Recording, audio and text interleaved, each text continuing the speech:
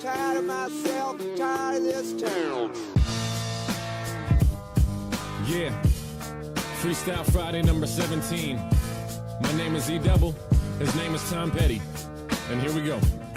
Small pond, big pond, the fish are the only difference. City out of harmony, lingering on the dissonance. Fishermen wrapping up citizens with their fishing nets. Sometimes chemical, some played old imprisonment. Dissidents laughing at themselves as if they had a voice, acting like technology really gives them a better choice. Protect the borders as we stack up our elitism. Defeatism is what we pretend that we keep believing in. I'm straddling both lines, the quietest revolt. Politicians fake like they caring that we vote. Legalese verbose, cause if it's plain English, then that's ADD riddle, and riddle children might get it. And if they do, then you're fucked. When they know what's up, you might start seeing public servants dressed as little punks. No Welcome time, into no the food. only morning talk show that is on YouTube. And if you're not tuned in with Peepaw, Coffee with Peepaw, then what are you watching? Lockout Cafe? Really? Listen. So, got a story this morning. It's kind of an update to one I covered. Actually, I think the last time I streamed at 8 a.m., sir. Yes, because it's a holiday. It is a holiday, Gigi. I got up early this morning, and let me just see here.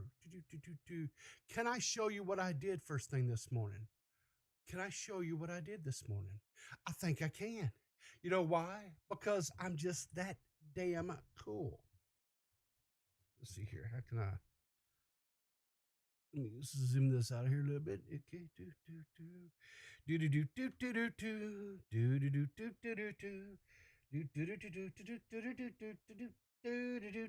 Boom.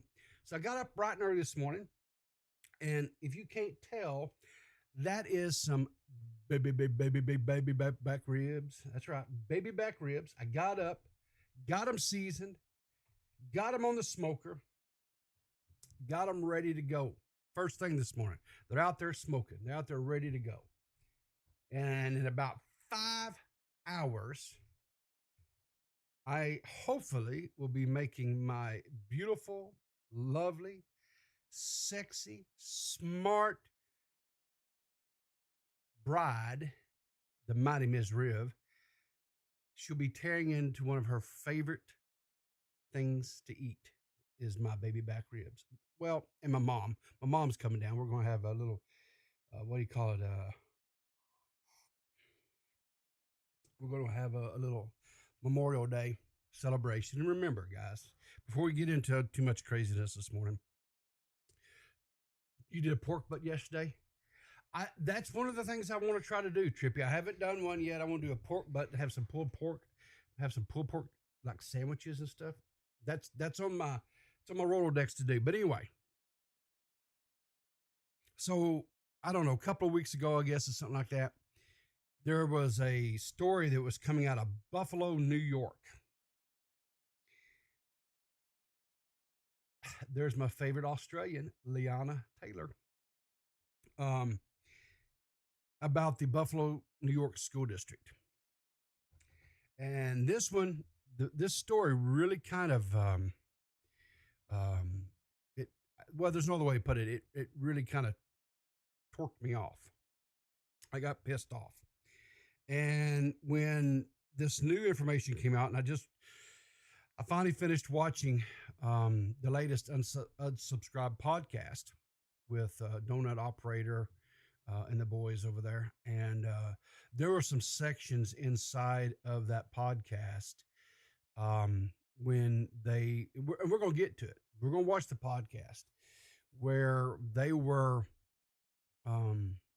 interviewing school teachers under anonymity. The faces are blurred, the voices are altered. But the stories that they told gave me some PTSD. No other way to put it. All of you regular fans and that watch me, you know my lore, you know my history. I worked at a school district for about, I don't know, I think it was like 10, 12 years, something like that. I lose track of how many years. Some of them I try to forget. Some of the years I just flat out I try to forget. They were that atrocious. Why am I shitting on Keem's hometown? I'm not shitting on Keem's hometown. I'm shitting on the I'm shitting on the school district there, and because it needs to be shit on. I'm honestly, if anything, okay, all dropping all the shtick, dropping all the YouTubiness, dropping all that stuff. Okay, this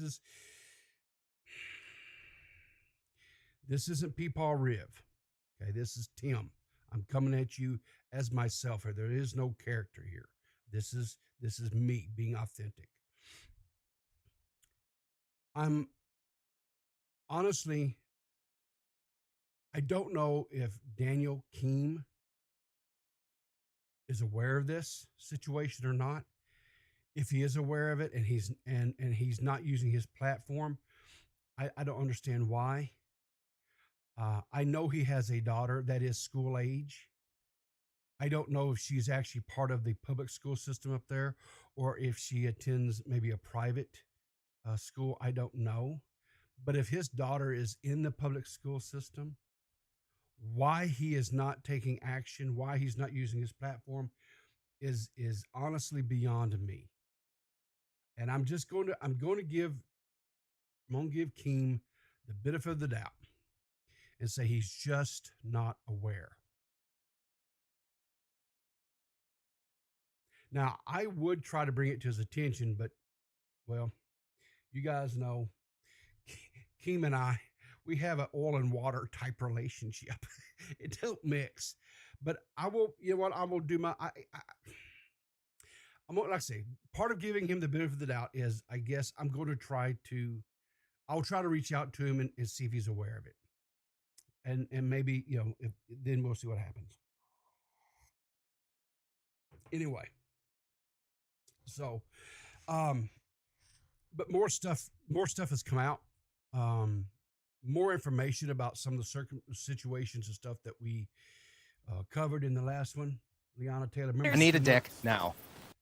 Well, Liana, if you need that right now, you might want to go talk to your honey boo boo, your little boo, your honey boo, your little boo thing. Trippy Savage. I need a dick now. Listen, it is never for my place to judge what a person needs, Trippy. So if you do you, dude, and you have my full support. Okay. But anyway, there's some more stuff that's come to light. The thing here's, I don't want people getting the misunderstanding. I don't hate public schools. I do think public schools are a necessity. The problem with public schools are that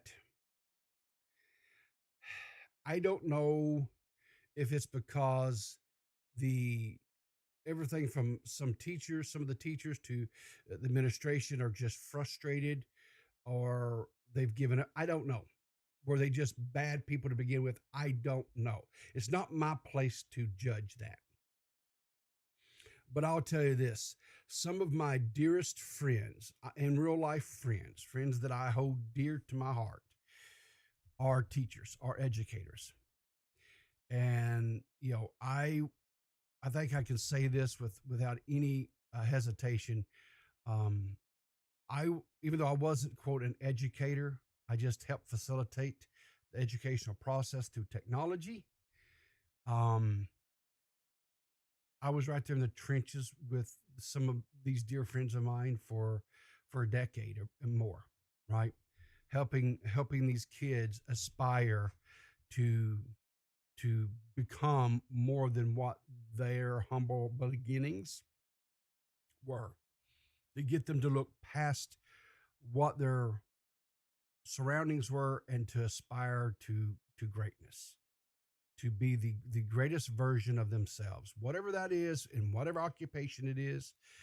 And, I was blessed and honored and fortunate enough to see a lot of those young people go on and do great things. And some of them had a rocky start, and they stumbled and they tumbled and they fell down and they scraped their knees and they got up. and they're living good lives, and they're living their best lives. And then sadly, there's some that unfortunately just didn't. And my heart aches for them because of all the potential that they had inside of them. But anyway, enough of my prattling on and pontificating of years past. So let's get into the story, shall we? Yes, we may have had 1-2 cups of coffee, but there's nothing wrong with the second cup of coffee, guys. Don't just easily I've had a cup. No. Second cup of coffee is acceptable. It's even encouraged, you might say, because that second cup of coffee, guys, might actually save somebody's life today. You just never know, guys. You just don't know. All right. So the first thing is, this is it's a little minute and 50-second clip. It is from what Channel 4 News out of Buffalo, and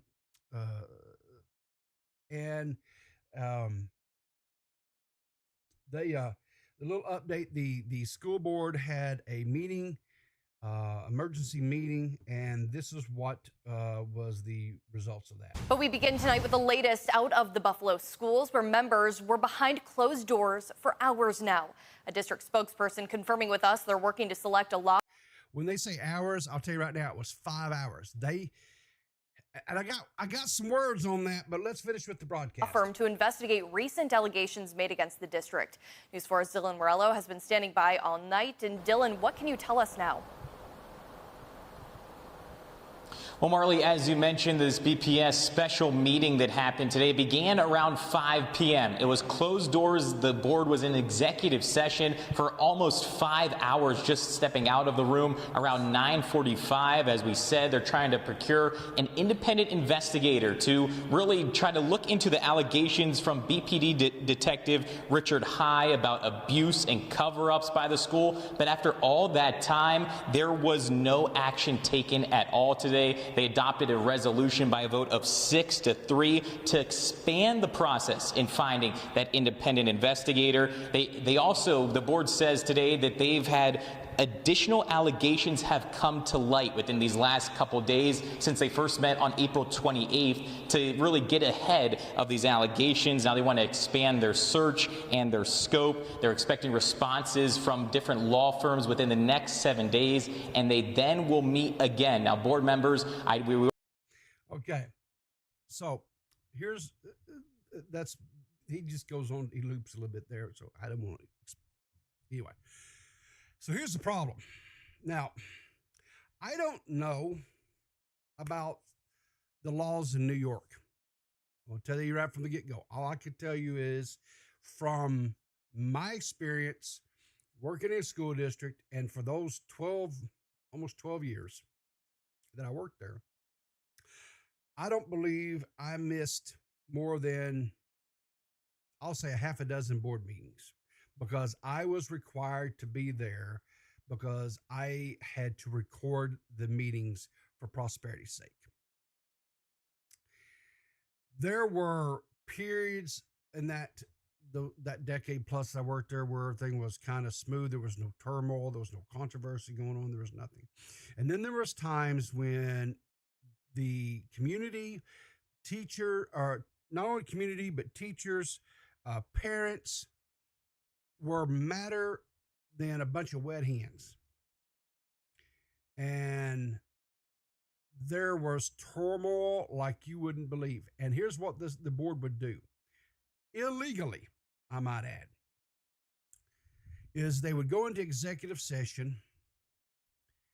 Like, for example, they'd come in, they'd call to order, they'd do a pledge of allegiance to the flag, and then they would sit down, they'd call to order, they'd go through they would approve the previous meeting's minutes, and then they'd go into executive session. and they'd go into executive session. Now, here's the problem with going into executive session. That is a meeting that is held behind closed doors. And in the state of Arkansas, the only reason that you can go into executive session is if you're talking about personnel matters. And here's the codicil on that.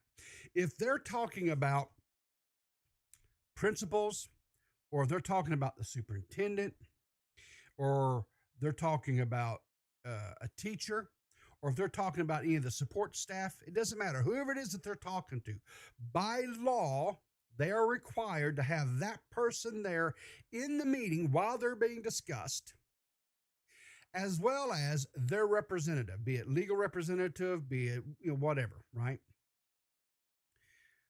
And that person's immediate supervisor. Okay. But what the board would do back then when I worked there was they go into executive session for, I'm not joking, like the meeting would start sometimes, see, if I remember correctly, the board meetings would start around 6 p.m. my time. And there was times that they was, and the people would sit out there waiting because they were pissed, right? They wanted to be able to be heard.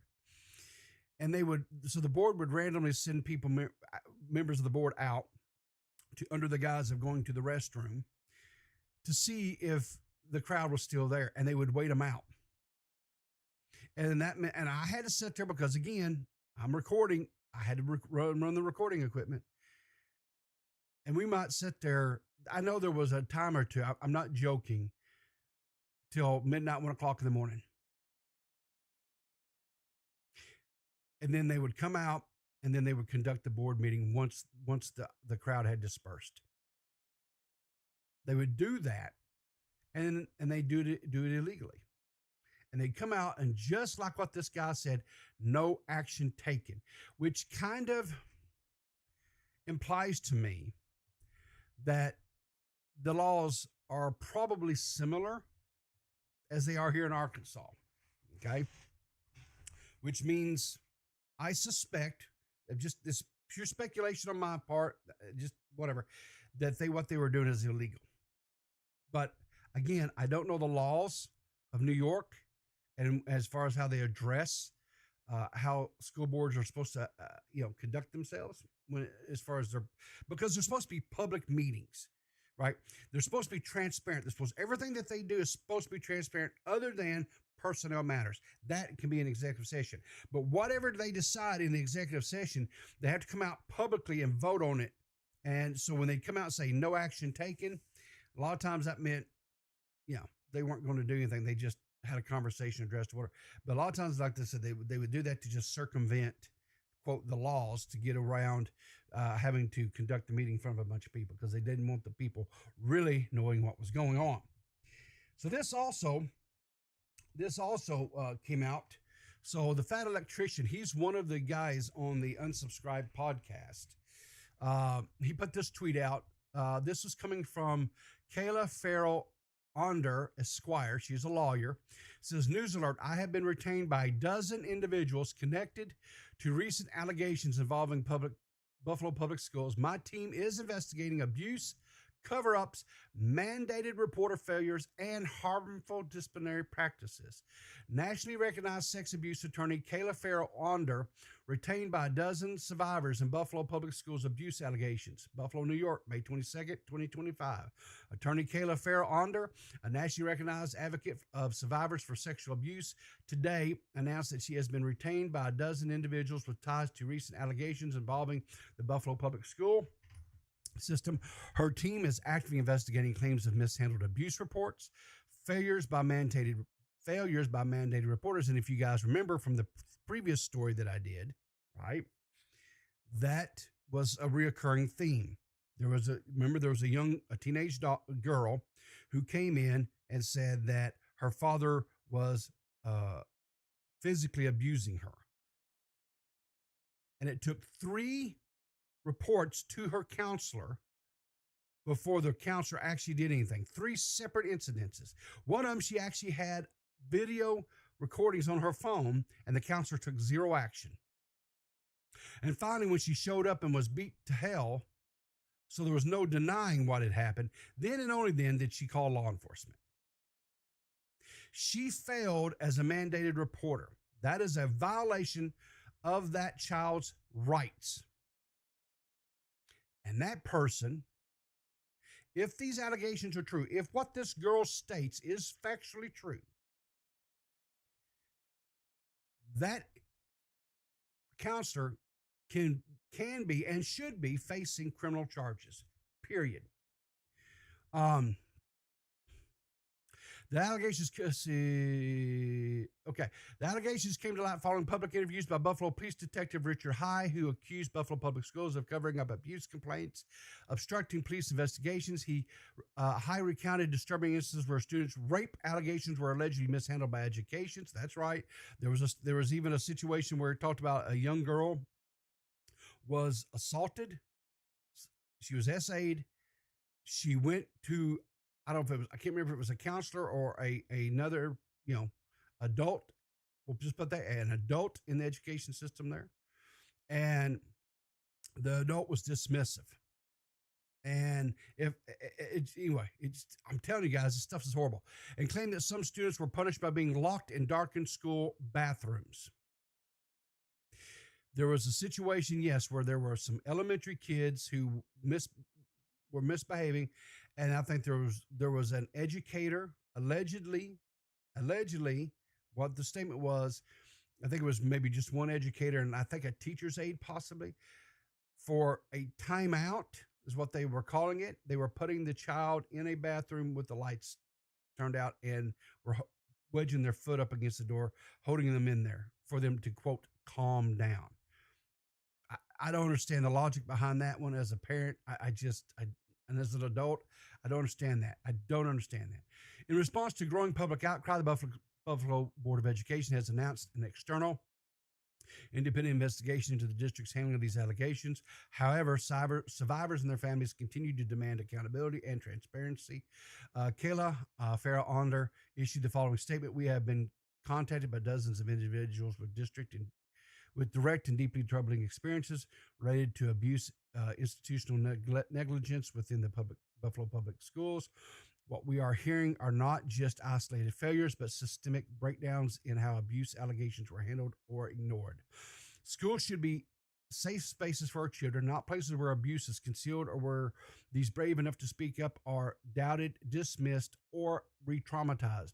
Mandated reporters have a legal and moral obligation to protect students, and when they fail to act, the consequences are devastating. Survivors deserve justice, accountability, and healing, and we intend to help them get it. So, good. So now we have, it sounds like to me, again, I'm not a lawyer. I'm just an old man that drinks some coffee and rambles. But it sounds like to me we have the beginning of probably what is going to be a major class action lawsuit against the Buffalo School District. And guys, we are scratching the tip of the iceberg. I'm just scratching the tip of the iceberg of what's going on so far. Where's my what? Okay. So let's get into this. Guys, I actually have notes and timestamps. Can you believe this? I actually sat down and took notes and timestamps. I never do that. You know how I am. I just, no, I actually did this. That's crazy. So she thought it was okay for a little beat up. It was what? Yes, neglect of a minor or something. Yes. So there's a federal law in the United States for those, because we do have people who live in other countries that watch this show. There's federal law where if you are in a educational institution, right? It could be K-12, which is kindergarten through 12th grade, which is what's considered public school here in the United States. Or if you're in what's called post-secondary, which is college, right? If you're an employee by those institutions, you are all under, every one of us are under this law, and it is a mandated reporter law. What does that mean? So it doesn't matter if you are a cook, in a cafeteria and you're cooking the meals for the kids, whatever, if a child comes to you and tells you something of abuse that's going on, it could be physical abuse, it could be, hopefully not, some sort of, molestation that is going on or something of that nature, or if they're being bullied by another kid, whatever, it doesn't matter. You have to report it. You don't have a choice. It is not an option. You have to report it. Every state has a way of reporting it. Sometimes it's as simple and easy as you go online and you go to a website and there's a URL and you fill out the information, or sometimes you could fax it, whatever. You fax it off to and here in the States, well, I don't know about other states may have it by different names, but here in Arkansas, it's Child Protective Services, CPS, and you report it to them. It is not, you do not have the discretion of saying, oh, I think this kid's lying, right? Or I know that parent would never abuse that child. That's just, this child. No, you don't have that discretion. That is not an option. You do not, because you're not, you're not trained on how to investigate. You're not trained on the questions to ask that you can ask to help determine whether or not the child is being factual or not. You just don't have that. Your job and only job is to report it to the people who are trained, who have the experience and the knowledge to ascertain if something actually was going on. That's not you. Doesn't matter if you're a principal. Doesn't matter if you're a teacher, a superintendent, a bus driver, whatever. It doesn't matter, right? If you're just some IT guy, right, like yours truly, it doesn't matter if somebody comes to you, if a child comes to you, right, and even in college, right,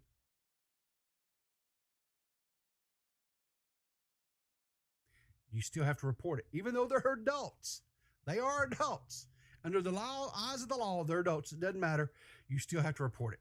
You have to report it to the proper agencies, and they investigate it, and then they determine whether or not if there was a criminal activity and the avenue in which direction to go. Period. And so if these students were coming to these counselors and educators, I say educators, I'll say the counselor because that's only sort of what I know of the being told so far in this story and they did not report this. They broke federal law. This is not like district policy or a county law or, whatever. No, this is federal. These are the big boys. Okay. But anyway, yeah, a phone call. Yeah. Sometimes it's just a phone call and you give them all the pertinent data and then they take it from there. Now, if they don't do something with it or if they drop the ball, whatever, that's on them. It's their keister that's on the line, right? Not yours. It's just that simple. All right. So, no, wrong button. Where's it at? Here it is. So this is the latest podcast. And so I'm going to go ahead and guys, just for us, because we are busy. It is a holiday. I'll crank it up to 1.5 and let's start the video. Accountability? Buffalo Public School System? Sounds like justice is being obstructed. They're just clipping a couple second segments out. Wow, So, I wonder what that's like. speaking of that, you guys want to sue one of the news channels? Oh, can we do I built an entire case to sue one of the news channels. Nick unfolds the binder of doom. You get what you deserve. Say hi to. Okay, that's the trailer. We're going to go past the trailer. We don't need the trailer. Okay, there we go. Was it Dranch? It's finally He's such a over. piece of shit. It's Ed Dranch. I think it's Ed Ranch. Yeah. You Ed. Ed Duranch. D-R-A. I think Dranch. The D is silent. Ed. No, it's not. On the count of Ed. 1, 2, Ed.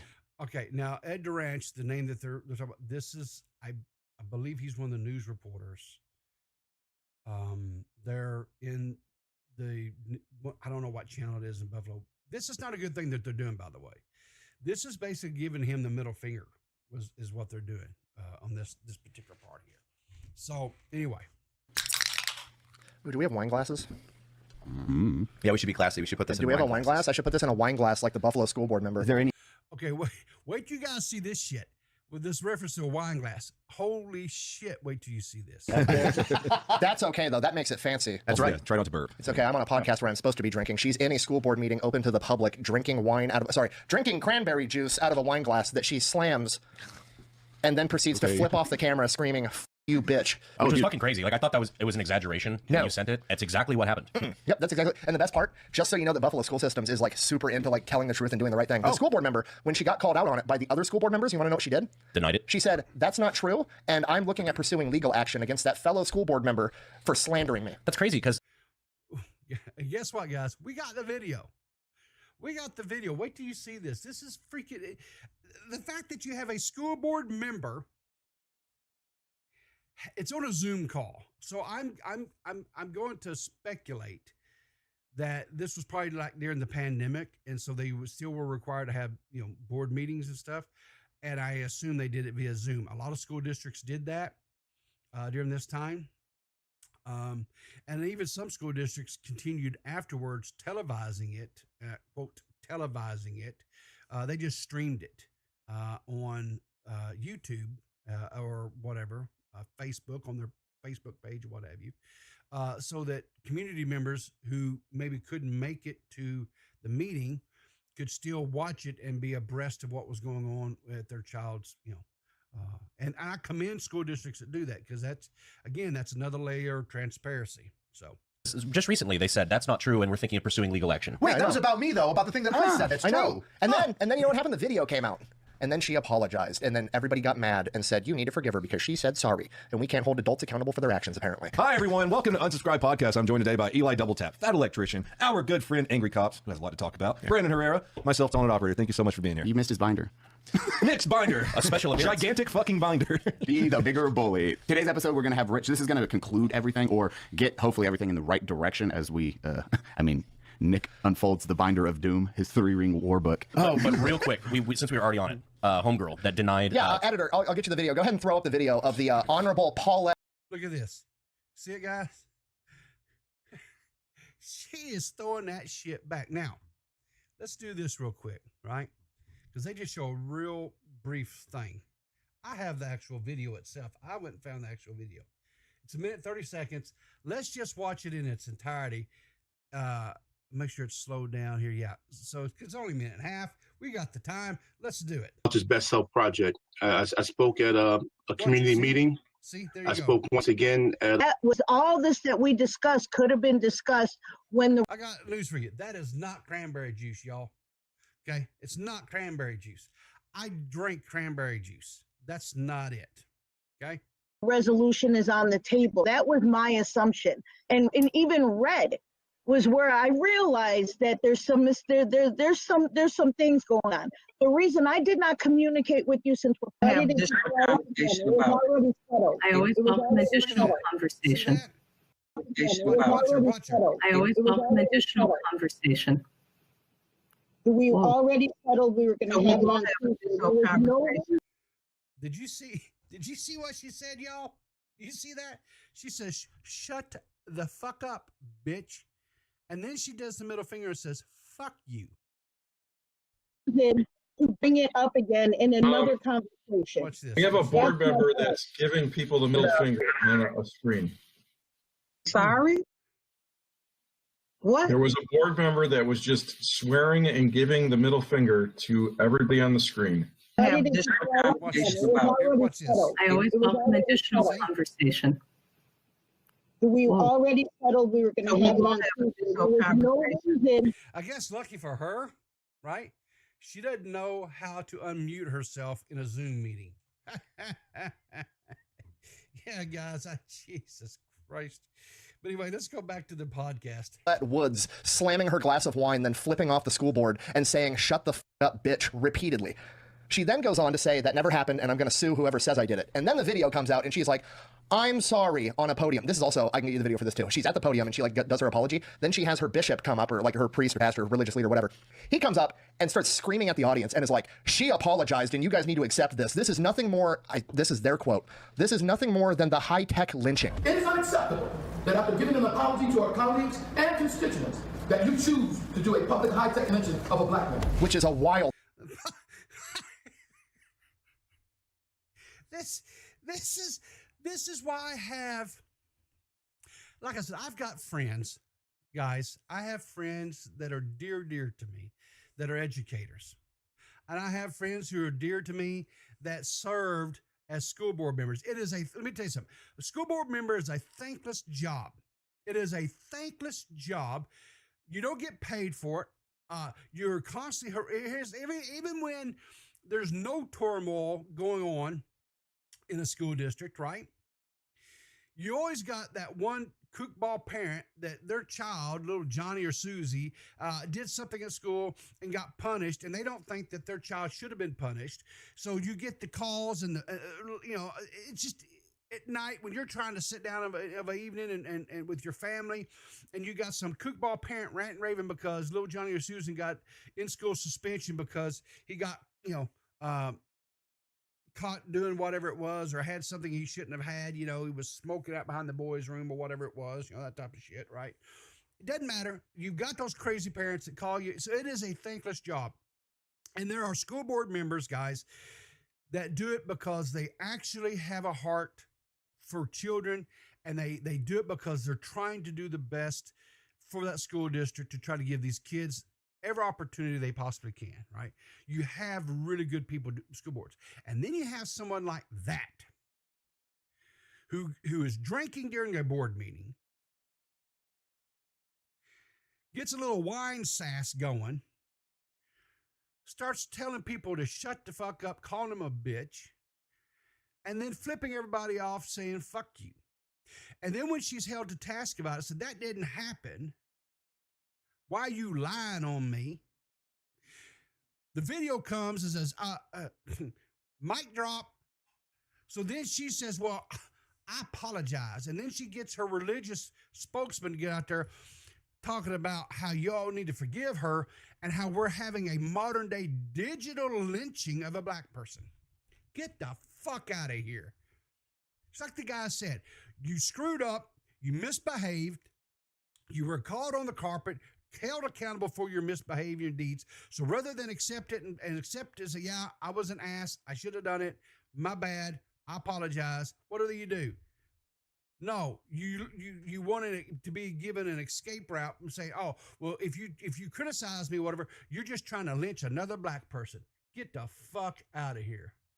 I reckon she said, I don't know, but she sure did like that wine. She sure did drain that bottle or that glass really, really, really quick, didn't she?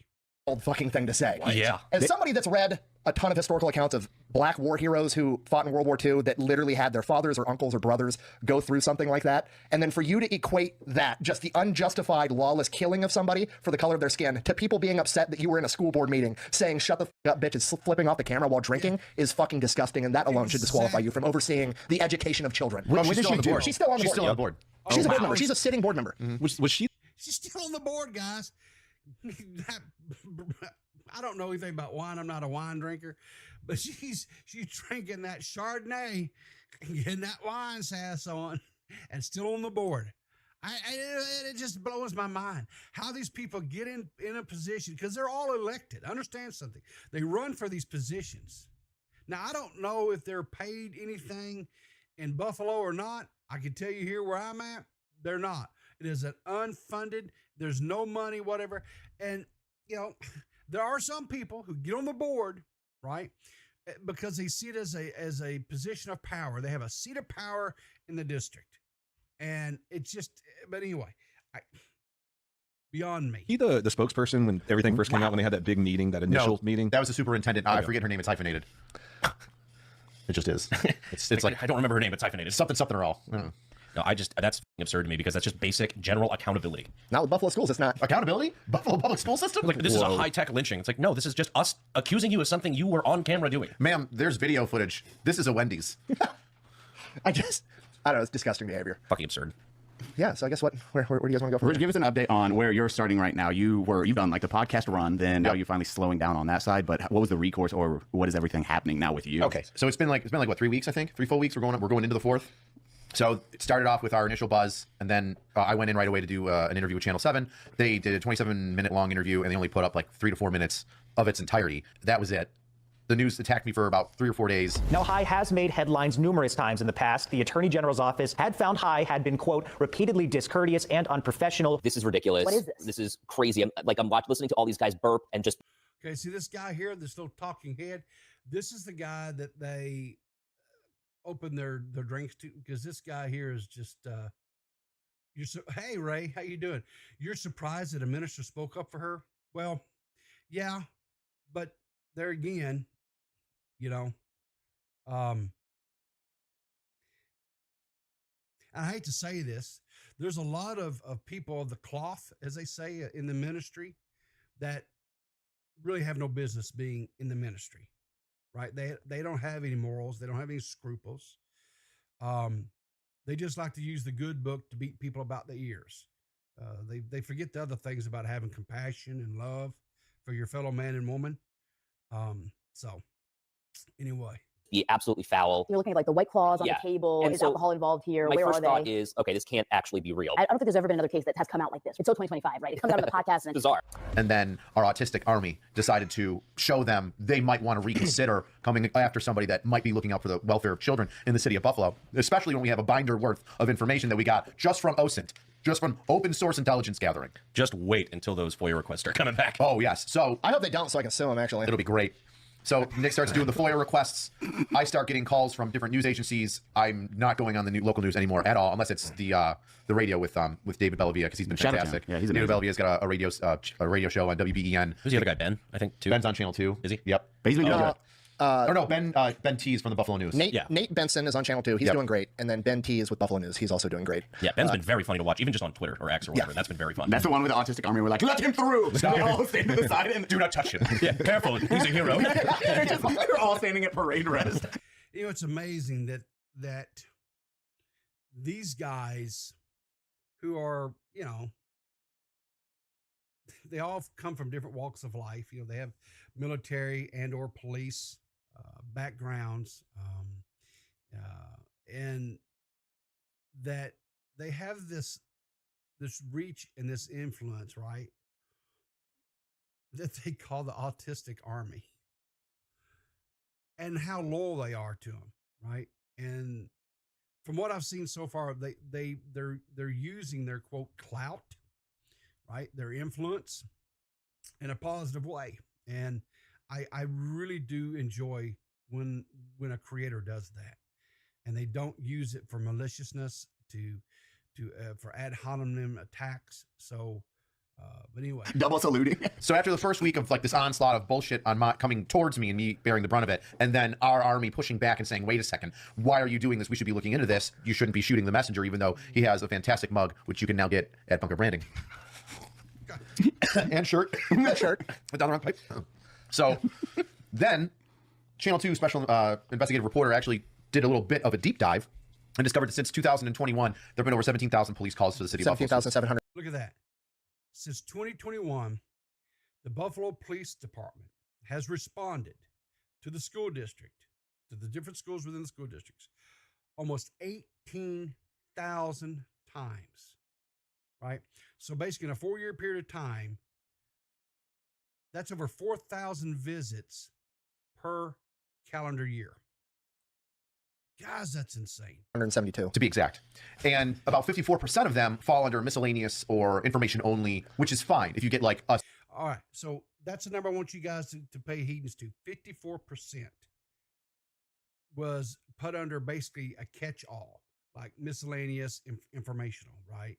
So, and they go on to explain why that is so important. A school board, or I don't know, like a school door was left open and it sounded the alarm, and you're like, all right, miscellaneous or alarm, and actually would go under an alarm call. Well, I stated originally that the schools were using these miscellaneous calls in order to cover up incidents of abuse on the children from either child on child or a child coming in and making a disclosure to the schools. Well, what do you know? Out of the past 4 major incidents that have gotten tons of news coverage from the city of Buffalo public school system, one of them being a stabbing or a shooting at McKinley, one of them I think was a stabbing. There was an overdose incident and something else. The teacher, and the kidnapping. The teacher gave the kids THC gummies, and the alleged kidnapping that he's now getting charged for. They're all school other. The crazy one was the one with the teacher that warned them about that door. They're like, hey, students are taking. Oh, wait till we get into this segment here.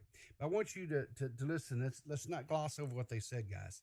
So the last 4 major events that they had there was a shooting, there was a stabbing, there was overdose because a teacher gave some kids some THC gummies, and the kidnapping event. Those are the last 4 major events that occurred at this school district, and they were all under just other, right? The thing that the guy that's doing this, Angry Cop, is his YouTube name. He alleged is that they were using these catch-all general wordings for these calls to hide or to misrepresent the actual calls that they were being called for, so that it doesn't look as bad for the school district. Because if they were actually, like, for example, if they had a situation where a child was reporting abuse, or maybe it was some sort of a essay event or something of that nature, they were putting it under other rather than labeling it with the proper code. Because another thing and I don't know if you guys are aware of this or know this or not, but every school district in the state, in the United States, every school district is by law required, this federal law, that they have to fill out a report to the National Board of Education. And it goes to the state level as well. You have a state level Board of Education, then you have a federal Board of Education. And they track these numbers and they track these statistics. And they have to report incidences that occur. Like if there was a bullying incident, they have to log it and report it. If there was a fight, they have to report it. If police were called because of whatever, right? A bomb threat or whatever the situation is, it doesn't matter. Drugs, you name it. They have to log it. It has to be cataloged, and it is submitted for statistical information. So if the school districts are covering that up, okay, fuck you, Peepaw! Fuck you! Pinking, as a scout leader, I'm a mandated reporter. Yes. If anybody who has any type of interactions with and around students, you are a mandated reporter. That is yes, you're correct, Pinkin. Thank you for the donation. But anyway, so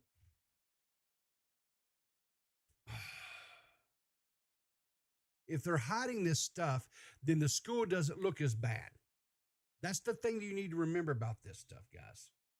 Knives through this door. The stabbing in Riverside. Yeah, they're like, no, that's not a problem. Student gets fucking stabbed from a knife that was snuck in through that door, and then they denied it. Oh, I have the footage, yeah. So in the footage, the teacher actually wrote up a thing, and I looked into him, he's the union rep for that school. Okay, so I'm gonna pause here for a second because I have a video where the guy actually addresses. Okay, that's not the one. This one here. This guy here was the face that they just had on the screen there, right? This guy's name is Mark Bruno, and he is a history teacher there at in the Buffalo School District. He is also a union rep. Okay, and this here is a recording after the incident where a student was stabbed, if I remember correctly, by a person who was not even, it was another young adult, but they weren't even going or attending that school. And they came in through this, what Mark did was, and I've watched so much, so if we watch it here again, I apologize, but the TLDR is he had a student that he found a knife, a large knife in his room. He caught the student with a knife. And then he ascertained that because the school has metal detectors and stuff, so how was this kid getting this knife into the building? Because of the metal detectors. He shouldn't have been able to do that. And then what he found was there was a side entrance that did not have a metal detector and was not monitored. And these kids were coming in through that side entrance, and this is how they were bringing the weapons in. Okay. He becomes aware of this. So he writes up a formal request for this to be this security issue to be addressed. He sends it to his immediate supervisor, which I don't know who that was. The immediate supervisor denies the request for action, saying that this was not a concern. So he then turns around and sends his request to the principal of the school district, because there's an issue. There's a security, concern here. The principal denied any action to be taken. He then turns around and sends the letter not only to the superintendent of the entire school district, but every sitting board member. And this was all over a period of 19 months. So this was not something like with, 2 or 3 days. No, 19 months, guys. So we're talking over a year and a half that he tried to get this school district in this particular building to do something about this security breach, because his fear was that a student was either going to be a student or a faculty staff member, whatever, would be either hurt or worse, killed. And in time for waiting for the superintendent and or board members to address the situation, a person came in through that side door and he stabbed a student member, a student. Now, luckily, the student survived. He did not lose his life, but that's just fortunate. Now, listen to him address this board. Delegate chair of Riverside High School. I've worked there my entire career. I'm the delegate chair. I speak on behalf of the teachers. I'm here to protect their safety and the students' safety. Number one, this is the most horrible forum to have this conversation. I have 3 minutes to speak, which is nothing.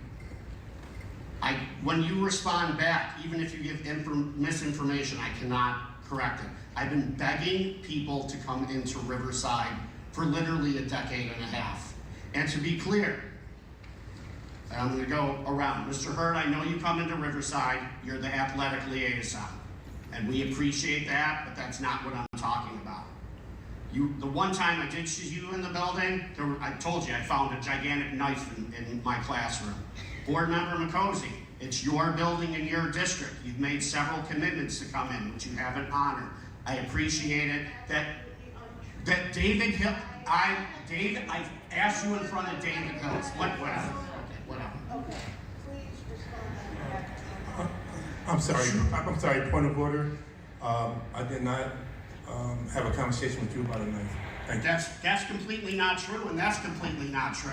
This is what I mean. Superintendent, you said you would come in at the May board meeting last year at Olmsted. You never honored your commitment. I just want to be clear that all the time we spend here in this fantasy land world, when students at Riverside are getting stabbed, there's fights there every single day. 911 is called on a regular basis, and no one has even come into the school and had a meeting like this and talked to parents and talked to teachers and talked to our students. I'm sorry, Mr. And said, how can we protect? Excuse me, this is my time. This is my time, You're going to sir. receive more time, but This is my time, sir. If you would have came to me and told me a situation about a knife, at that point, I would have called the authorities and took the proper action with the supervisor. Know what you asked me? I can refresh your memory if you want. Mr. Hurd, the speaker has the floor. I told you about the knife. The speaker has the floor. Thank you. I filed a grievance 19 months ago, and it was very detailed. In that grievance, I talked about how a student brought a knife in the side door. It's written in the grievance, which I sent to you all. Guess what? The student who, the non-student who stabbed the student in our school, guess what door they came in? That same door. And they were in the building that day, and no one even told us. The DA had to tell us on the news. We had to do our own investigation. So there's a student, with most likely a weapon in our building, and no one's sharing that with us. So, guys, let me ask you a question. If you were a employee in a confined location and somebody who is not supposed to be at that location and is armed, would you, I don't know, want your place of employment to make you aware so that you could protect yourself and the souls that you're responsible for? Now, keep in mind, most of these classrooms probably have 20 to 30 kids in them. That's the average classroom size for schools, you know, in America. These teachers are responsible for every child, every soul that is in that classroom. What if this guy didn't have a knife? What if he had some sort of a weapon, an actual like firearm? They were never told. They were never notified.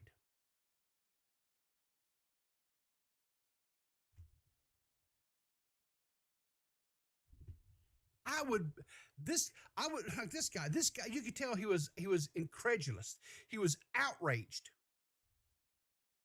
And there's no doubt in my mind whatsoever when he confronts the gentleman on the end of the table there, and he goes, I don't remember. I guarantee he had that conversation with him.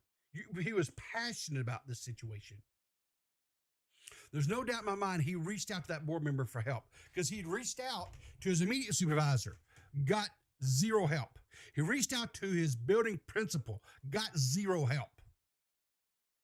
And ultimately what happened? A non-student came into the building through the very entrance, the security risk that he was trying to bring to their attention, and stabbed a student. It blows my mind. But anyway. He wrote up a thing like, hey, I've had students bring in large knives into the school. They get them through school security because these schools have metal detectors or some screening process. They're getting them in through this door. I'll get the editor of the video. You can go ahead and play it. It's like 2 or 3 minutes. It's crazy. I just want to be clear. Okay. Kids and these teachers deserve better. And the public's going to forget about it by then. This doesn't require an investigation. It's just fact. Is the crazy part. What are you going to look into? It's going to take you a fucking afternoon if you're not clinically retarded. Right. Yeah. And they had a 4.5-hour meeting the other day trying to appoint a special investigator. 4.5 hours, couldn't figure out who they were even going to have do the investigation. Guys, when you leave your dogs at home, do you ever worry Hang on here. All right, so this is a advertisement. We're not going to.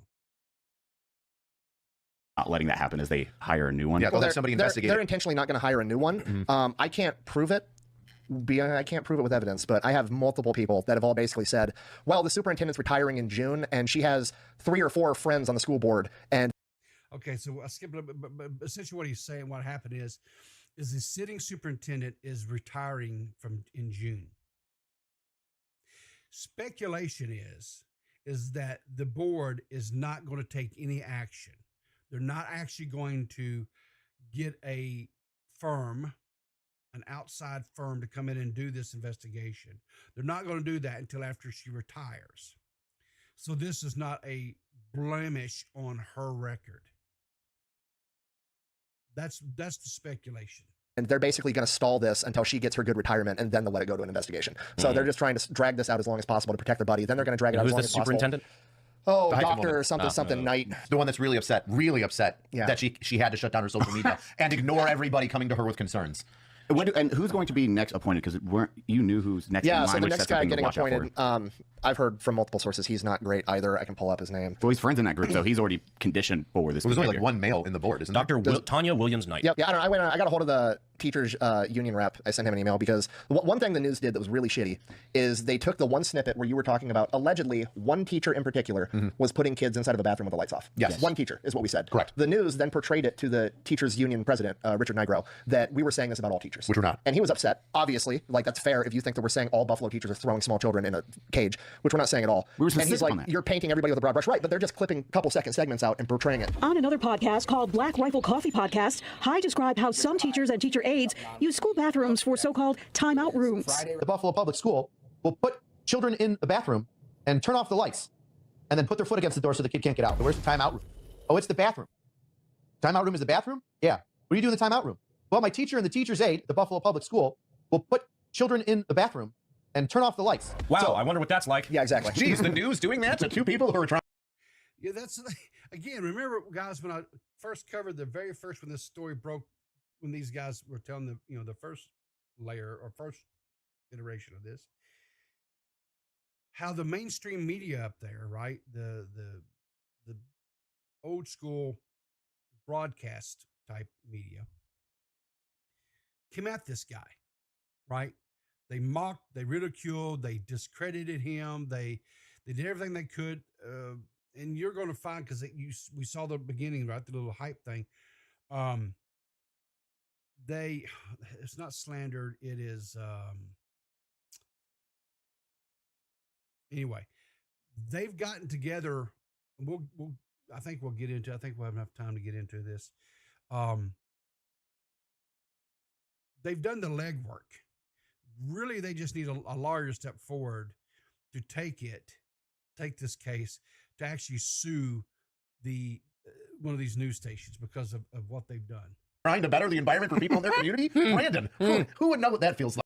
No, Nuclear One, they didn't reference the entire school. They said a teacher and that aide did this. The problem is the mainstream media cut all that out and made it sound like he was referencing the entire school. But that's not what happened at all. Like, this is why I think that media trust is at an all-time high. Oh, and it's a smart move on their part, because right now all the information, I have hundreds of teachers that I've talked to and interviewed and everything, and they're the ones that are giving me all the information, telling me what FOIA requests to fill out. Like, they're the ones that are helping.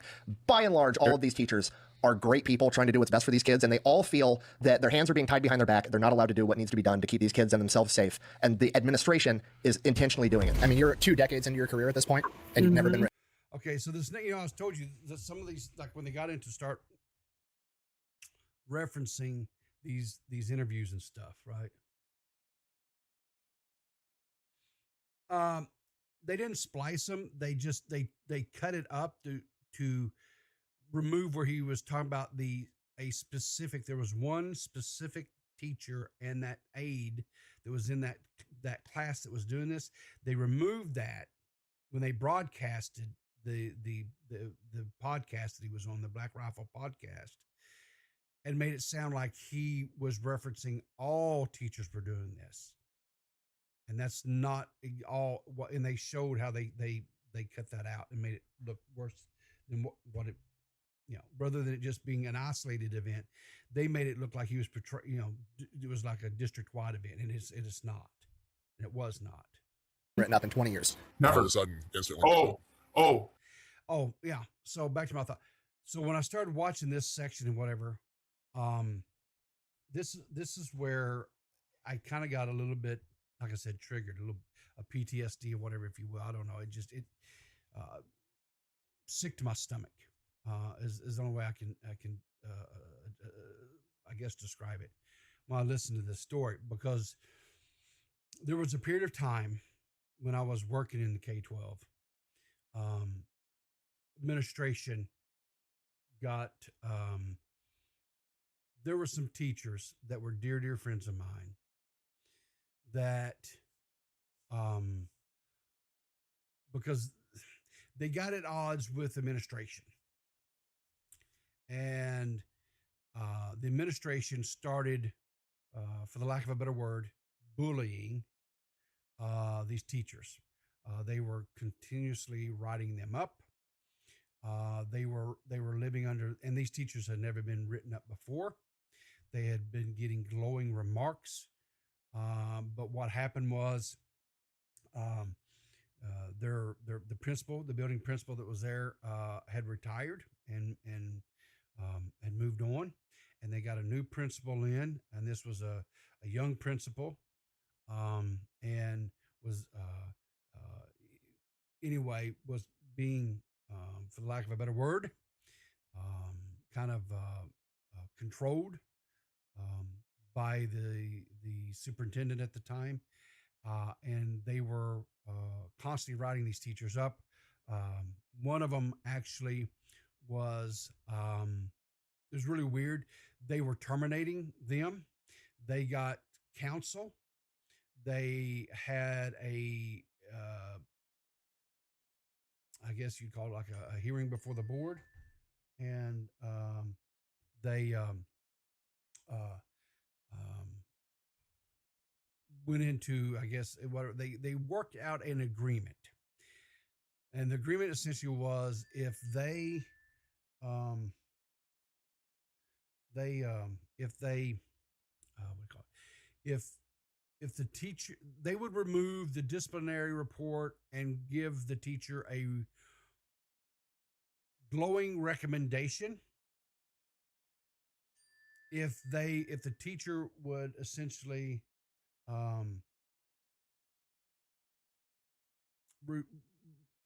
remove their suit against the school district. And so that's what the teacher did. They worked it out and whatever. But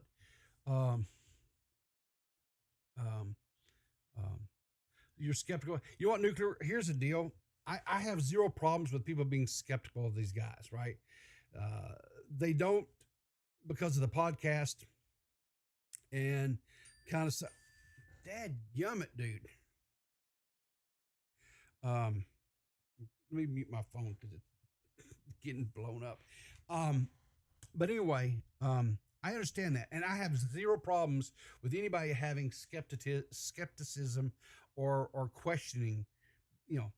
But what I will tell you is that, and I don't know if you were here for this, there has already been at least 6 different students, I guess would be the way to put it, whatever, that they've hired an attorney, a well-known attorney that is known for going after or protecting whether student or young people who have been abused sexually, right? She's an advocate. There's been 6 families so far that's come forward and has retained her. The school district on 2 other related incidences are already facing 2 class action lawsuits. When this first story, when the original detective, who is a SVU detective in Buffalo, who came forward and broke this story, when he first started breaking the story, the school district denied this. He said whatever, but then more and more information came out through FOIA and through just investigation, what they call it, open source investigation or publicly accessible documents, to where now the guy that broke into the school and attempted to kidnap 2 kids, they originally just charged him, I think, like with trespassing or something of that nature. It was just a misdemeanor. But now, and the school district, by the way, they deleted the video evidence of this, but fortunately somebody in the school district had half a brain and backed it up and sent it to the prosecuting attorney's office.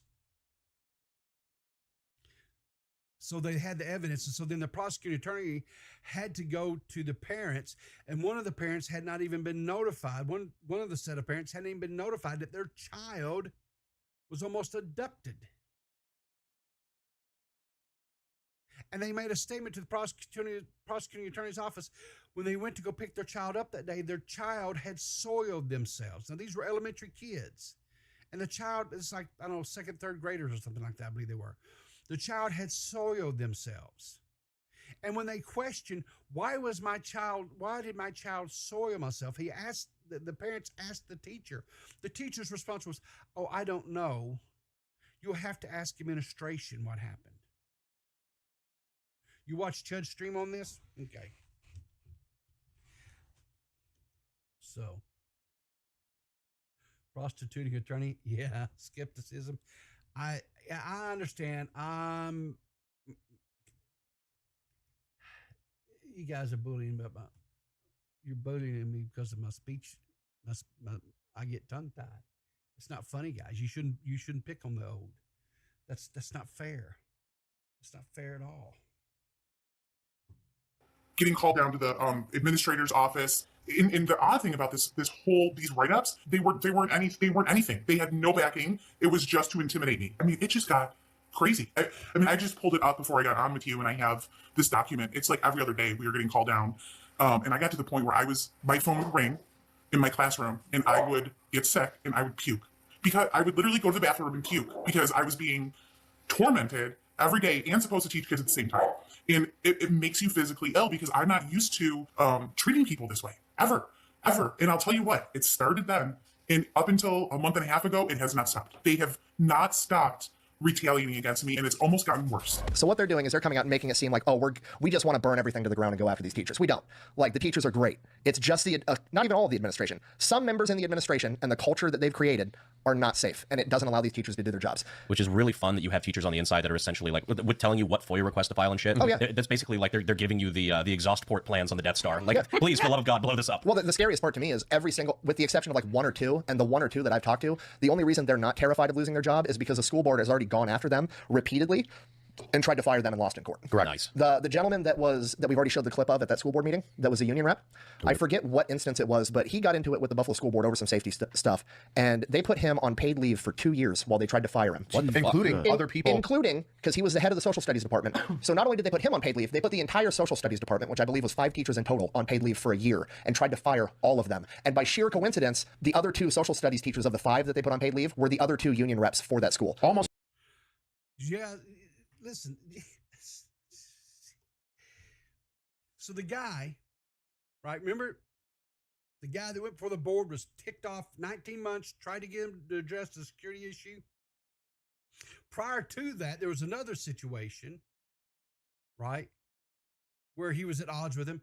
They put him on paid leave, not only him, because he was the head of the history department. They put him and 5 other teachers in the history department on paid leave for 2 years. And one of the other teachers was also a second union rep trying to terminate their employment. Wound up in court. Now, wait till you find out what happened when they went to court. This is going to blow your mind. What? Oh, come on. Almost like they're trying to union bust, which is illegal. Oh!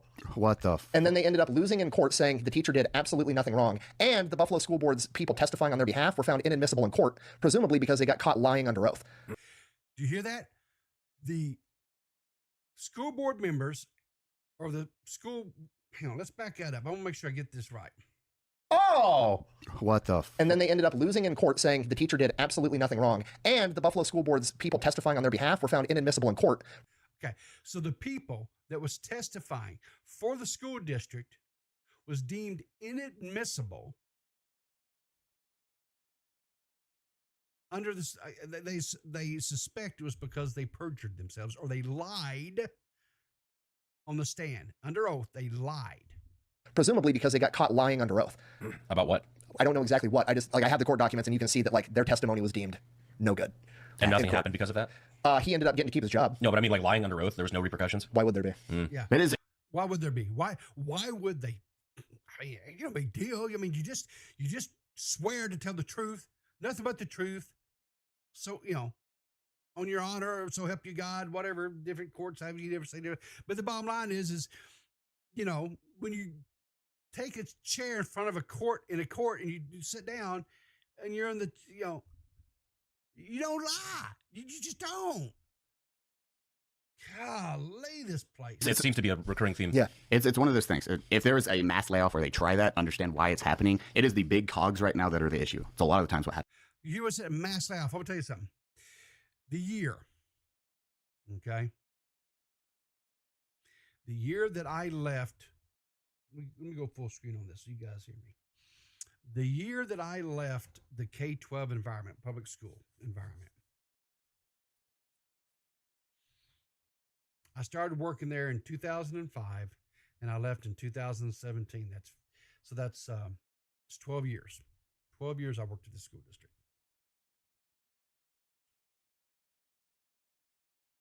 If my memory serves me correctly,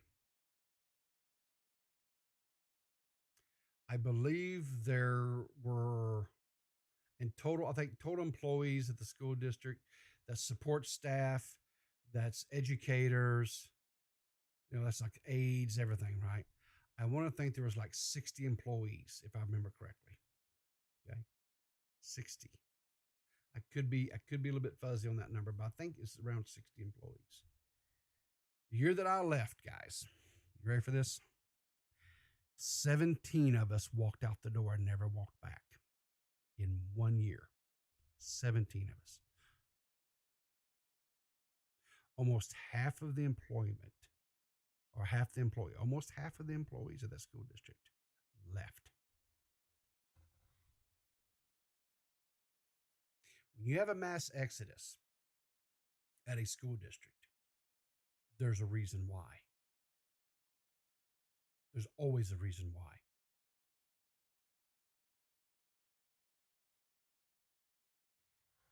Because something is rotten in Denmark. That's why. Happens. It's the big hogs at the top. You can't do anything. So they're just like, oh, replace these ones until we find team players. And then rinse, repeat until you do find team players. But right now, the goal of all this is to get rid of those fucking big cogs that are literally pieces of garbage. Ed Branch is a giant cog. You know, his comments are still turned off on his Twitter. Good. They're going to have to be turned off for a while. His phone number was on his Twitter for a while. Well, it was like his business phone number, I think. Yeah, that was an interesting call. You know, maybe don't attack the podcast as trying to stick up for kids and then double down when we quote you and post the entire minute-and-a-half opening of your video where you do that and go, well, no, it's not. Okay, so that's just where they're talking about the. I'm going to skip on through because where was it at here? I think it's right in here. It's all on body cam. So I was made aware of an incident that happened at a Buffalo. Send off your entire order. Buy a beach turtle. Kill them. After the experience with judging. Head over to turtlebeach.com. Sex crime that was conducted, and when the law enforcement officer showed up to investigate it, all the administration and teachers had gone home for the day, so he couldn't do his job.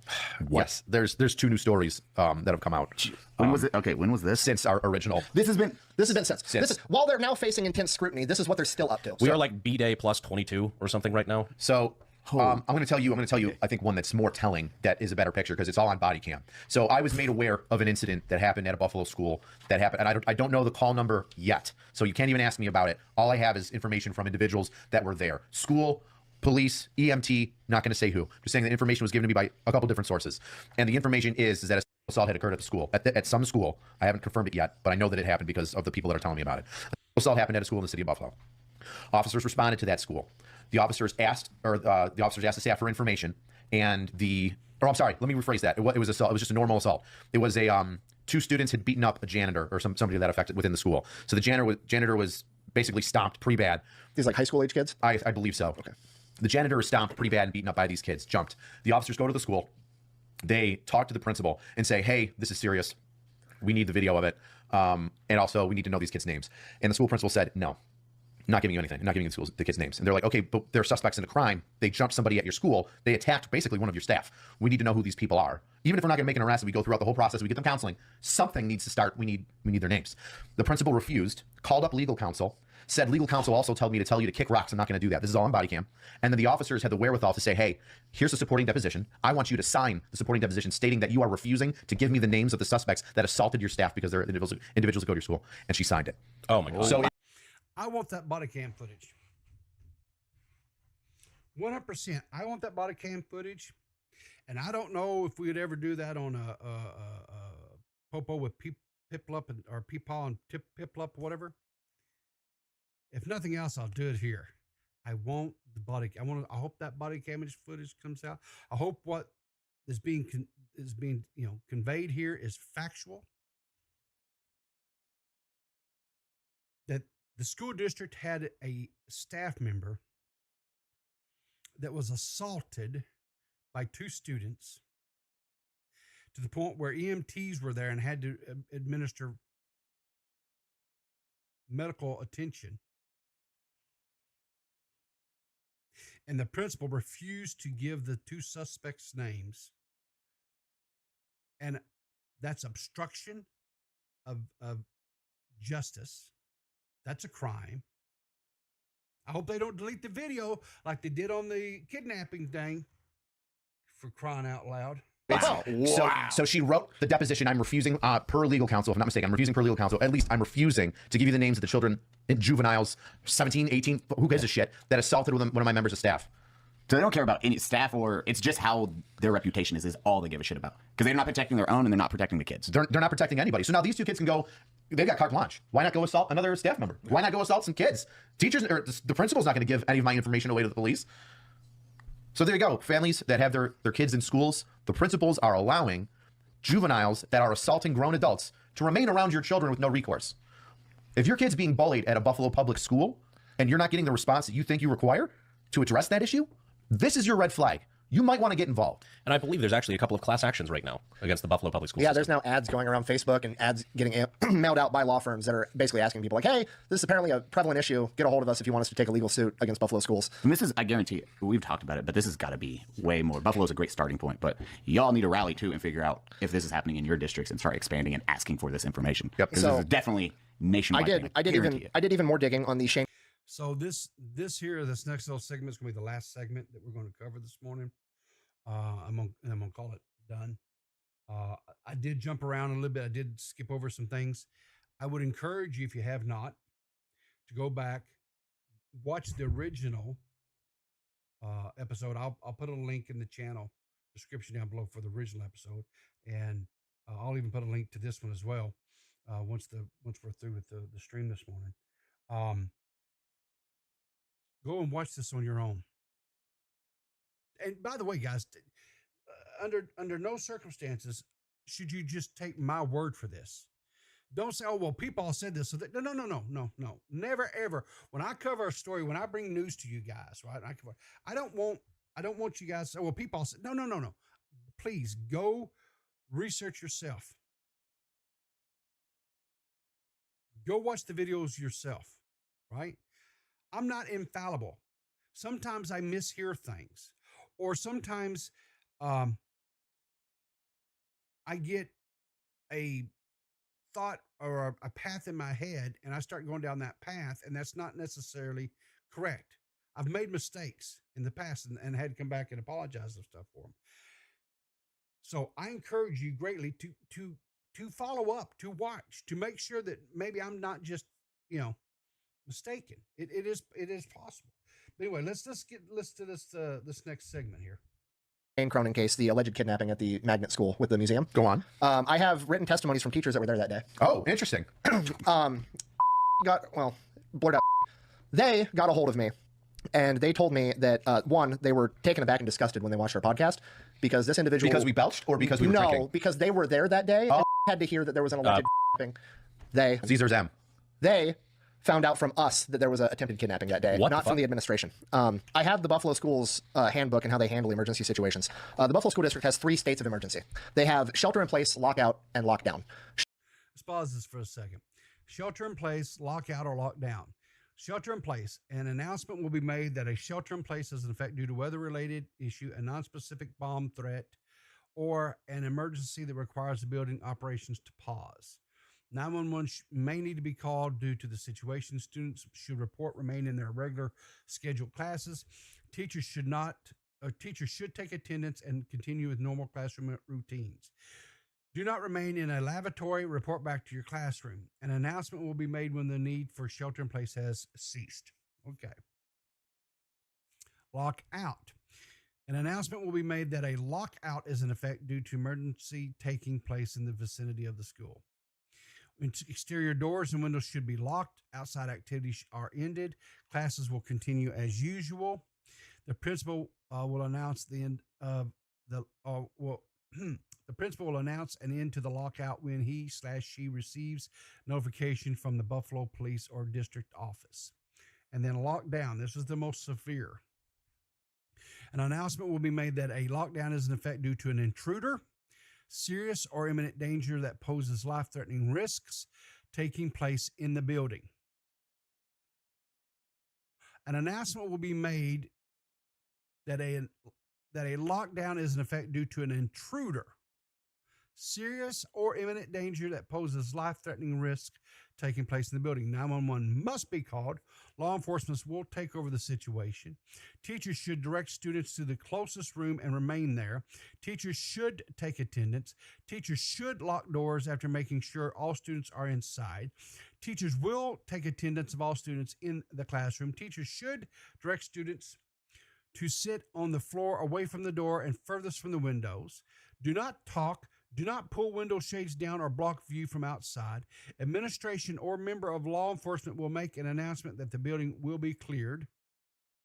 All doors will be opened by the principal, assistant principal, or a member of the Buffalo Police Department. Let's see what actually happened. Shelter in place is something for like inclement weather outside. Hey, there's a tornado or winds or a flood. It's not safe to leave the building. Stay inside. Lock out is, hey, there's an external threat to the school that we're worried may come in. We're going to lock the exterior doors to the school so nobody can get inside.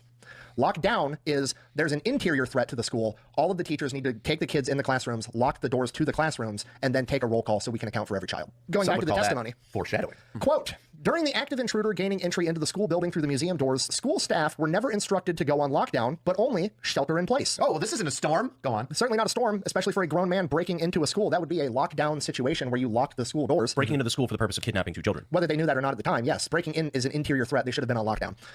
Continuing the quote, I do know that the assistant principal was attacked by this man as he attempted to gain entry to the second floor hallway, which contains 3rd through 5th graders. After the police arrived, the intruder was apprehended in the museum. Nothing in regards to further safety precautions were taken or offered to the students or staff at School 59 that day. The children and staff were not released from the building, and the day continued as if nothing had happened. Parents were also not made aware of the incident until a letter went home with every student the following day. So they didn't even follow their own policies and guidelines. They didn't know what they did. You have an unknown person. You have an unknown person that enters the building. An intruder. You don't know what his purpose is. You don't know what he's going to do. And according to the policy that they are supposed to be adhering to, they should have went into lockdown. The children should have been secured in classrooms, but instead they had shelter in place, which means what? Children still were allowed to roam the hallways. They just weren't allowed to go outside. Wow. You have an intruder in the building, which we later come to find out was there and tried to kidnap 2 children.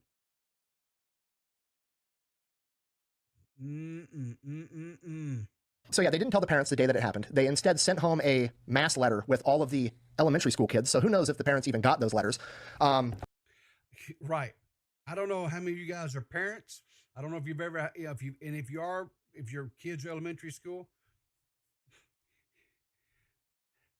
I cannot tell you how many times if I had not been working at a school district, I would not have known, because the information that was sent home to her, it didn't always make it home with our kids. That's all I'm going to say.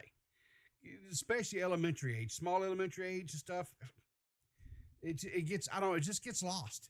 I don't know if there's like little monsters that exist in their backpacks. I don't know. But the notes, the whatever, it just goes. I wish I knew what the letter said, but obviously I don't live in Buffalo, so that would be really hard for me to, get a copy. Oh, wait, no, I'd have to copy the letter. Oh, good. The letter. Dear parents and caregivers, as you know, safety and the well-being of our students is a top priority on Tuesday, February 11th. That's how you said they were. Wow, man, that caught me off guard. You know what's really funny about letters like this is you can just say whatever the fuck you want. I guess so. Hey, do these ones have untruths in them? Keep going. Oh, we're going to get there. On Tuesday, February 11th, we had an incident where a man entered our school through the museum without permission. In response, the school was... So he's an intruder. He entered without permission, so he's an intruder. Okay. Placed in a brief shelter in place. So if you guys want to say that it's an untruth that you didn't go on lockdown, I have your letter from your fucking principal saying that you went into shelter in place, which is not the appropriate protocol. Boo, boo schools, boo. And we immediately notified the Buffalo police, who responded within minutes and arrested the man. The school is also using this as an opportunity to evaluate and reinforce its safety protocols to help ensure that something like this doesn't happen again. Why? You had protocols. You had the perfect protocols in place. You just failed to adhere to them. You failed to do what you're supposed to do. District officials and Buffalo Public School Security also met on Wednesday with the museum leadership to discuss the situation. Buffalo's Public Schools Crisis Prevention and Response Team and other support personnel have been and will continue to be available to students and teachers. As parents, you may want to talk with your child as well. If your child exhibits any indications of emotional distress, we suggest that you listen to him or her. If they need to talk, answer their questions simply, honestly, and possibly over and over again. Please feel free to contact the school with any concerns or questions you may have. Thank you for your continued support. Sincerely, Principal Mark Shoemaker. So if you have questions about their concerns, they want you to contact them at the phone number 716-816-3370. That is Wow. Well, okay. So there you go. Let's see. Okay. That's pretty much the last little segment. And of course, as you see, the faculty members were not made aware of what was going on. They didn't learn about it till later on. The school did not follow their own policies and procedures that they had in place, which then in turn jeopardized their students. I understand what Nuclear was saying. When you look at these guys, You know, are these the guys that have put forth the best, I don't know, persona to be covering and bringing this information? You know, they're, you know, kind of ragtag. They're a little bit irreverent about stuff, whatever, right? They're drinking out of a coffee cup that says bad bitch on it, wearing merch that says bad bitch on their t-shirts and stuff, right? They're drinking White Claws. I get all that, right? But sometimes it's not necessarily that we have the whistleblowers that we would like. We have to use the whistleblowers that we have, right? And you have to remember why all this started.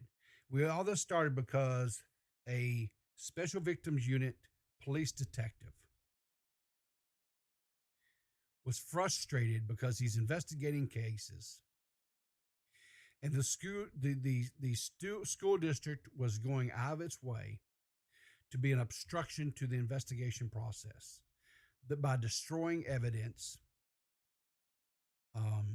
i.e., the video of the alleged kidnapping,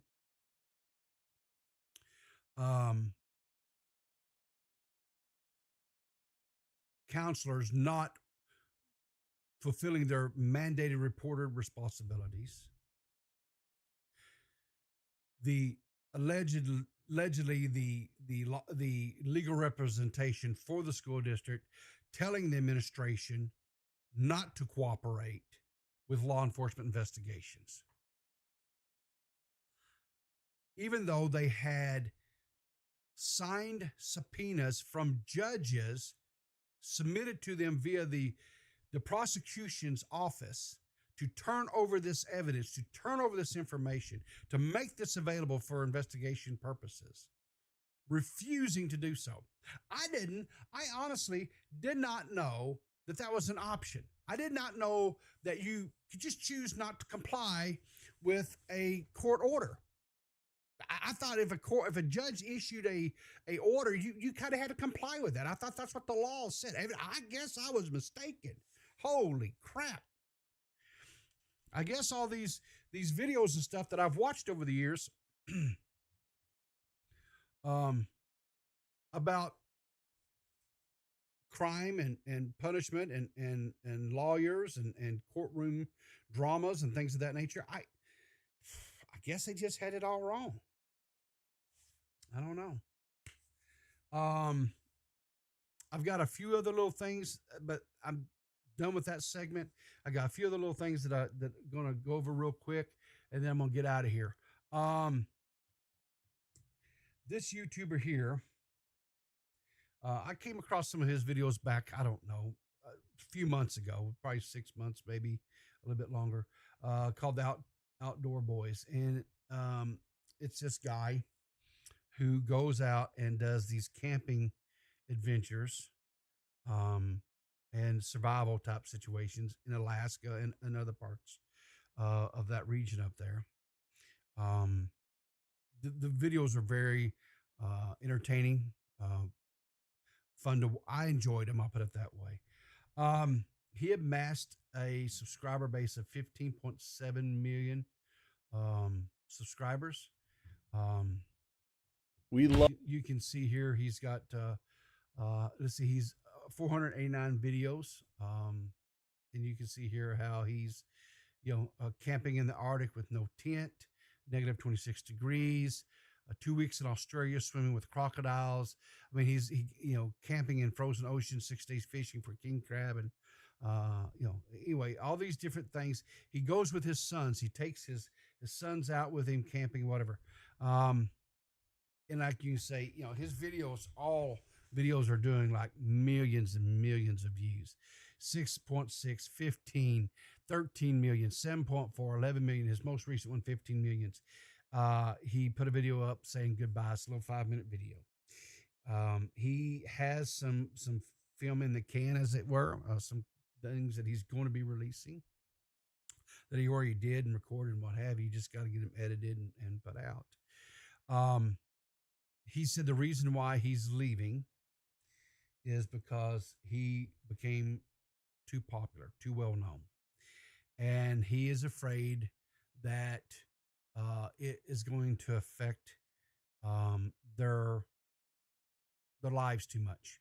He's worried about his children growing up with just normal expectations, normal lives, normal experiences. And so he wants to get his family out of the limelight, as it were, and so he's stepping away. That it's as a father, I understand why you're sacrificing this for what you feel is the betterment of your children. As a creator, walking away from an almost 16 million sub channel where he's getting millions and millions of views, there's no telling how much money financially he's walking away from here. It's just insane the amount of money he's probably bringing in. So mad respect for him. I wish him well. I hope that him and his family have a wonderful life. And maybe one of these days when his kids are grown and maybe can handle it a little bit better, hopefully he comes back and makes videos, because I really did. I enjoyed his videos. I found them. They were very relaxing to sit and just kind of watch and just enjoy. Okay, why?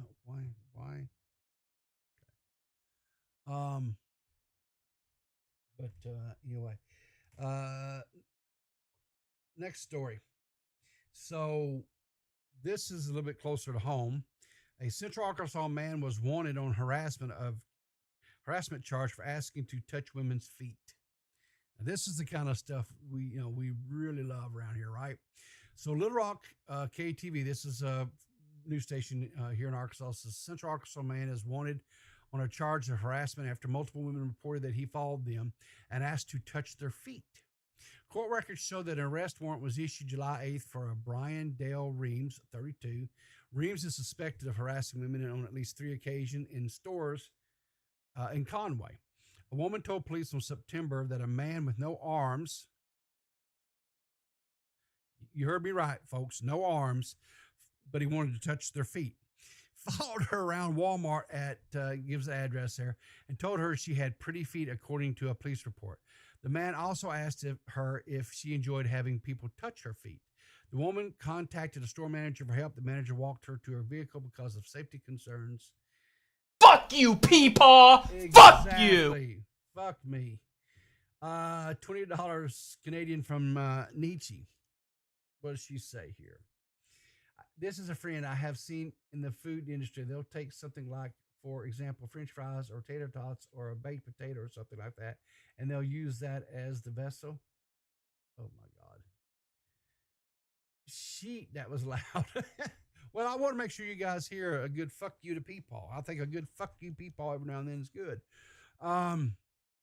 Anyway, so a second woman reported in June that she had also been harassed at the same Walmart by a man of the same description. She said an armless man followed her around the store, complimented her feet, and asked her if she could touch or massage them. According to the report, she said the man was wearing a face mask that had Brian written on it. Store employees escorted that woman to her vehicle as well, and she became too right. A third woman, food references, a third woman reported being, enough Nietzsche, we don't need to let all the people know about all the things. A third woman reported being harassed in March at Kroger, saying she had an armless man approach her from behind, stood very close to her, and said he wanted to see her feet. According to a police report, the woman said no and walked away, but the man followed her. The woman said she found a Facebook post where some people who had been harassed by the man. She identified him as Reams after viewing screenshots of his Facebook account. Reams was not listed. Okay. So that happened. And then, well, hang on. I thought we had a mugshot of this cat. What? This is,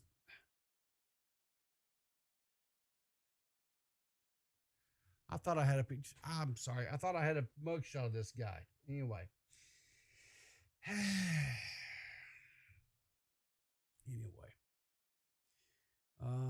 What else?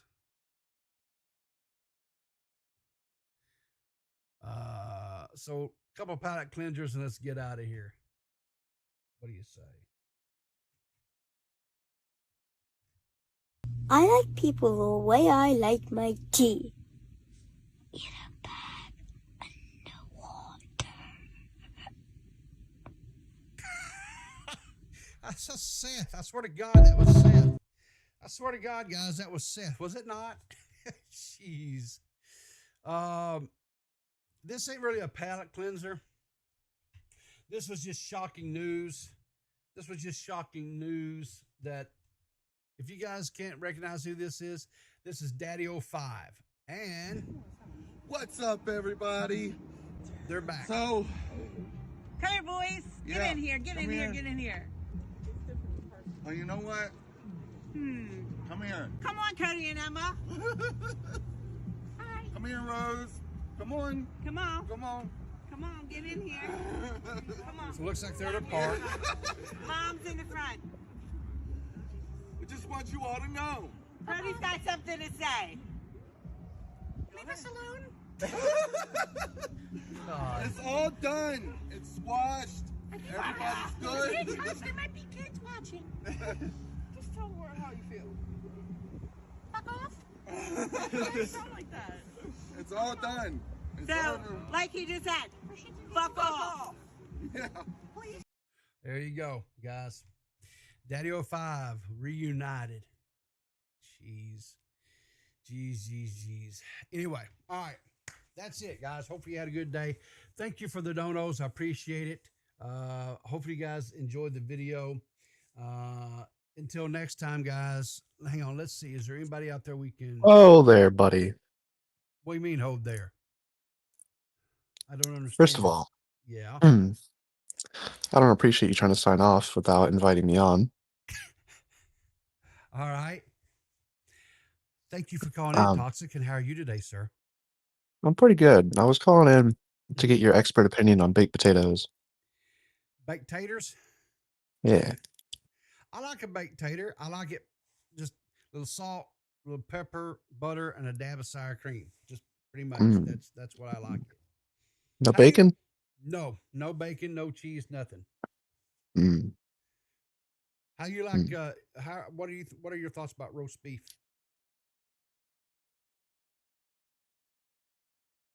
You just leave?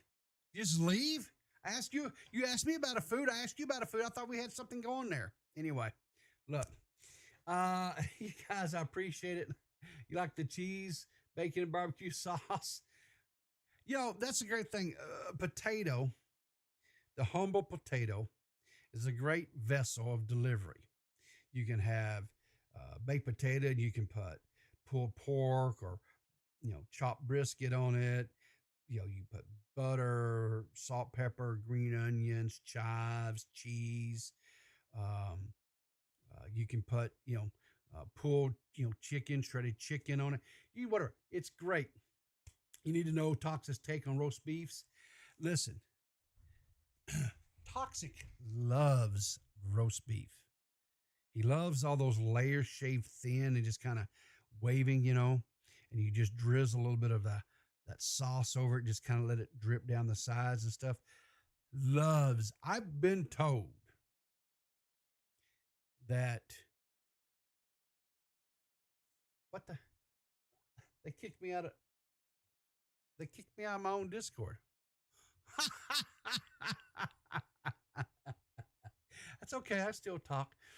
I've been told that he's been known to enjoy a roast beef sandwich for hours. He savors every little little molecule of the roast beef sandwich. He loves roast beef sandwiches.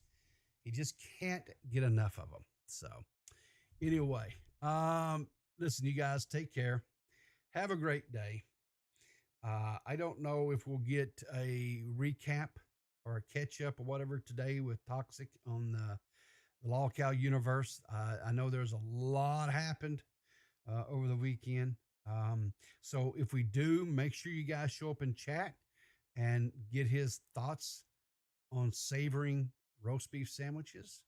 And but until next time, guys, remember, keep that powder dry, and I will see you in the funny papers.